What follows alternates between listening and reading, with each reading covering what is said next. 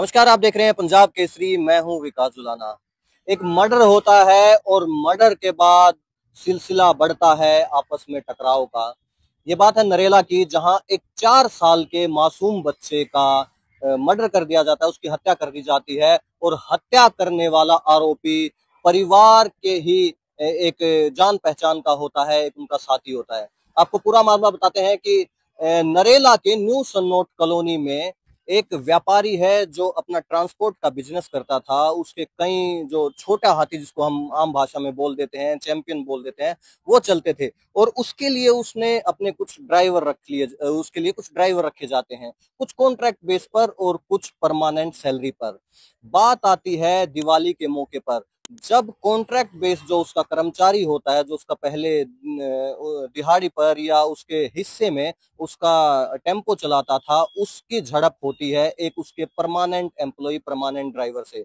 वसीम नाम का एक बुजुर्ग परमानेंट ड्राइवर, जिसको बोनस दिया जाता है दिवाली के मौके पर, वह नीटू नाम के जो उसके कॉन्ट्रैक्ट बेस या पार्टनर कह सकते हैं, उस ड्राइवर के साथ उसका आपसी झगड़ा होता है।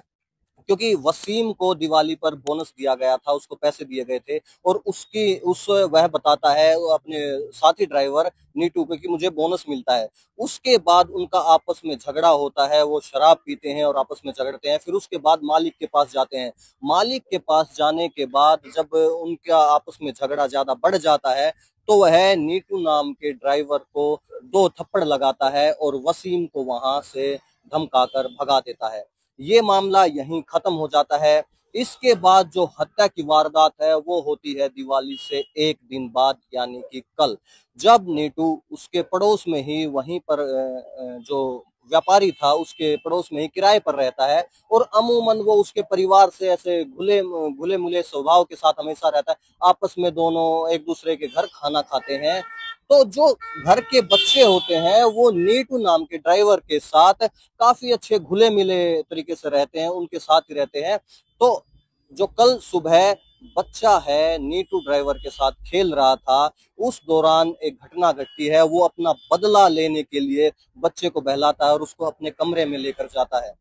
जब काफी देर तक बच्चा मिलता नहीं है, तो उसके परिवार वाले उसकी जो खोजबीन है वो जारी करते हैं। और मामला पता चलता है जब नीटू के कमरे का ताला तोड़ा जाता है और उसके अंदर से निकलती है बच्चे की लाश। नीटू तब तक फरार हो चुका था, वह वहां से भाग चुका था। वह भागकर यूपी चला जाता है। बिहार के रहने वाले थे और उसको यूपी के आगरा से बताया जा रहा है कि पुलिस के द्वारा पकड़ लिया गया है। बच्चे को वह अपने कमरे के अंदर लेकर जाता है, उसको नुकीले धारदार हथियार से मार दिया जाता है। उसका चेहरा जो है वो ईंटों से या किसी भारी वस्तु से, पत्थर से चेहरा कुचल दिया जाता है, जिसकी वजह से उसके बताई जा रहे हैं कि उसकी आंखें तक अंदर धस गई थी। उसके बाद उसकी जो बेरहमी की सीमा आप देखिए, जहां जो नीटू है उसके जो सीना, उसके गले को काट देता है, सीने को चीर देता है और उसके ऊपर ऐसे जो धारदार हथियार हैं उसके जरिए कई वार किए जाते हैं, जिससे बच्चे की बुरी तरीके से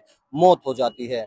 इसके बाद मामला पुलिस तक जाता है। पुलिस तक जाने के बाद हालांकि पुलिस द्वारा नीटू को गिरफ्तार कर लिया गया। आनंद फानन में जो पुलिस है वो बच्चे का पोस्टमार्टम करवाने के बाद आज मामला जो है, बच्चे की बॉडी घर पर आती है, लेकिन ज्यादा हंगामा होने की वजह से आनंद फानन में पुलिस उसका जल्द से जल्द अंतिम संस्कार करवाने की कोशिश करती है।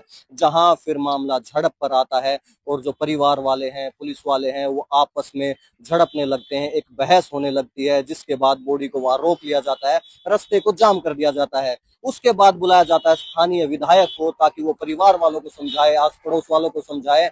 स्थानीय निगम पार्षद दिनेश भारद्वाज को बुलाया जाता है, जिसके बाद लोगों को समझाया जाता है और उस अपराधी की पकड़े हुए की वीडियो परिवार वालों को, पड़ोसियों को दिखाई जाती है। जिसके बाद मामला शांत होता है और उसके बाद बच्चे को अंतिम संस्कार के लिए भेज दिया जाता है।